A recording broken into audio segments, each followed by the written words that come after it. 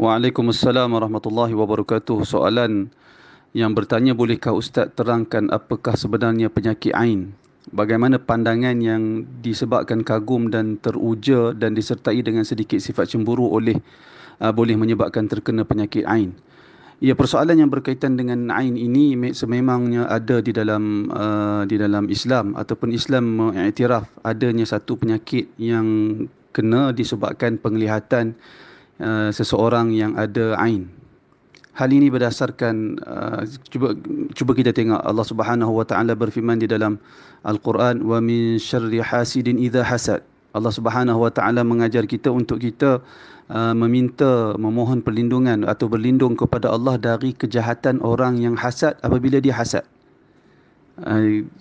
Kenapa kita perlu memohon perlindungan? Kerana salah satu kejahatan orang yang hasad, jika ia tidak dikawal, seseorang bila hasad dia tidak dapat kawal hasad dia, ataupun dia melayan hasad dia, dia membaja, dia memberi baja kepada sifat hasad dia, tidak mustahil dia boleh sampai kepada satu kedudukan ataupun satu keadaan di mana dia memiliki ain.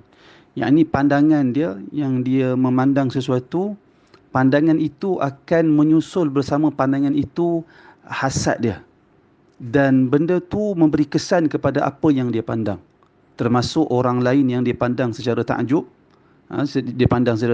ataupun termasuk harta orang lain, termasuk juga diri dia sendiri, bahkan termasuk juga harta dia sendiri. Itu bahayanya ain. Kerana itu Allah Subhanahu wa taala mengajar kita supaya kita memohon perlindungan kepada Allah dari kejahatan orang yang hasad apabila dia hasad. Namun bukan bermaksud setiap orang yang hasad itu ada ain, bukan maksud sedemikian. Secara ringkas kita boleh kata ain itu lebih khusus, manakala hasad itu lebih umum.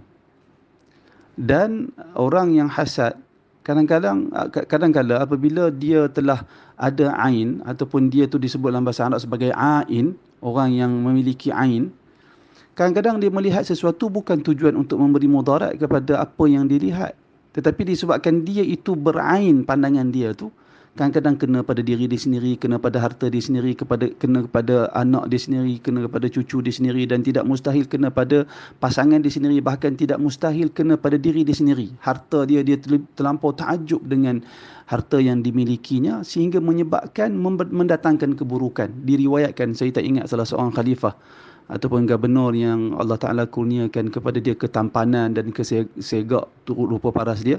Setiap hari dia asyik melihat diri dia di cermin. Setiap hari juga dia sentiasa memuji dan mengagumi kecantikan dan ketampanan yang dimiliki olehnya. Akhirnya dia mati. Akhirnya ia ditimpa musibah dan mati disebabkan terkena ain dia sendiri. Perkara ain ini sabit di dalam hadis Nabi SAW. Perkara ain ini sabit di dalam hadis Nabi sallallahu alaihi wasallam, antaranya hadis yang diriwayatkan oleh al-Imam al-Bukhari dan al-Imam Muslim daripada Aisyah radhiyallahu anha yang berkata, kana Rasulullah sallallahu alaihi wasallam ya'muruni an astarqiya min al-aini. Dahulunya Rasulullah sallallahu alaihi wasallam memerintahkan kepada aku untuk aku berjampi dari ain. Hadis ini hadis sahih. Demikian juga hadis yang lain yang diriwayatkan oleh Imam Muslim, demikian juga Imam Ahmad dan Al-Imam Tirmizi, dan beliau menilai hadis ini sebagai sahih daripada Ibn Abbas radhiyallahu anhu, yang mana Nabi sallallahu alaihi wasallam bersabda, al-ainu haqqun walau kana syai'un sabaqal qadara la sabaqathu al-ainu. Yang bermaksud sesungguhnya ain itu adalah benar, yang ini boleh berlaku. Pandangan yang bersama dengannya keburukan itu ada di dalam agama. Agama mengiktiraf perkara itu. Allah Ta'ala yang menciptakan hal itu. Walau kana syai'un, kata Nabi, kalaulah ada sesuatu yang boleh menyaingi takdir, kalau ada sesuatu yang boleh beriringan ataupun menyaingi takdir, sudah tentu ain itu menyaingi takdir. Akan tetapi tidak ada sesuatu yang boleh mendahului takdir. Takdir Allah Ta'ala lah yang segala-galanya. Cumanya hadis ini nak menggambarkan bagaimana ain itu boleh berlaku dan memberi kesan dengan izin Allah Subhanahu wa Ta'ala. Itu hadisnya. Selain daripada itu, Nabi SAW juga berdasarkan hadis yang diriwayatkan oleh Imam Ahmad, Imam Malik, An-Nasa'i, Ibnu Hibban, dan beliau menilai hadis ini sebagai sahih. Demikian juga Al-Albani menilai hadis ini sebagai sahih, iaitulah sebuah hadis daripada Sahal Ibnu Hanif bahawasanya Nabi SAW satu hari keluar bermusafir menuju ke Mekah, ataupun Nabi bersama dengan beberapa sahabat, termasuk di dalamnya Sahal Ibnu Hanif, keluar bermusafir. Kemudian ketika mereka nak kembali ke Mekah, menuju ke Mekah, ataupun mereka nak bermusafir ke Mekah, ke arah Mekah, sehinggalah mereka sampai, dalam hadis sebut, hatta idza kanu bi sya'bil kharar ataupun kharrar, sehinggalah apabila mereka sampai di satu tempat yang bernama Sya'bil Kharar, minal Juhfah, dekat dengan Juhfah, Ightasala Sahal Ibnu Hanif ataupun Ibnu Hunayf. Saya ingat Ibnu Hanif. Lalu bila berhenti berehat di situ, Sahal Ibnu Hanif ni dia mandi. Sahal Ibnu Hanif ni dia seorang yang segak, kulit dia putih, sehingga di dalam hadis memberitahu wa kana rajulan abyad hasanul jisim. Sahal Ibnu Hanif ini seorang yang berkulit putih dan tubuh badan yang cantik. Wal jildu wal jil, dan kulit dia pun cantik. Fanadhara ilaihi Amir Ibnu Rabi'ah. Tiba-tiba Amir Ibnu Rabi'ah, salah seorang dari Bani Adi, dia tengok Sahal Ibnu Hanif ini mandi. Amir Ibnu Rabi'ah melihat Sahal Ibnu Hanif mandi. Bila dia tengok Sahal Ibnu Hanif begitu cantik, rupa paras dia, kulit dia begitu cantik, kata Amir Ibnu Rabi'ah, ma ra'aitu kal yaumi wala jilda mukhabba'ah. Dia kata, tidak pernah aku melihat pada hari ini kulit secantik kulit Sahal Ibnu Hanif. Cantik sungguh kulit dia. Fala bita Sahal. Tiba-tiba Sahal ini jatuh pitam. Fa'utiya Rasulullah sallallahu alaihi wasallam. Lalu orang bawa Sahal Ibnu Hanif yang pengsan ini kepada Nabi. Faqila, lalu mereka berkata, ya Rasulullah, hal laka fi Sahal wallahi ma yarfa'u ra'sah. Wahai Rasulullah, boleh kau buat sesuatu kepada Sahal ini? Tiba-tiba dia jatuh dan dia tidak dapat mengangkat kepalanya, maknanya dia tak sedar. Bila Nabi tengok keadaan Sahal bin Hanif seperti itu, kata Nabi sallallahu alaihi wasallam, hal tattahimuna fihi min ahad. Adakah seseorang daripada kamu mencela, memaki seseorang yang lain? Maknanya Nabi tanya kepada mereka. Lalu mereka berkata, nazara ilaihi Amir ibn Rabi'ah. Tidak ada, wahai Rasulullah. Sebaliknya, Amir ibn Rabi'ah ada tengok dia tadi ni waktu dia mandi. Lalu Rasulullah sallallahu alaihi wasallam memanggil Amir, dan Nabi agak marah kepada Amir. Kemudian kata Nabi sallallahu alaihi wasallam, apakah seseorang daripada kamu hendak membunuh saudaranya?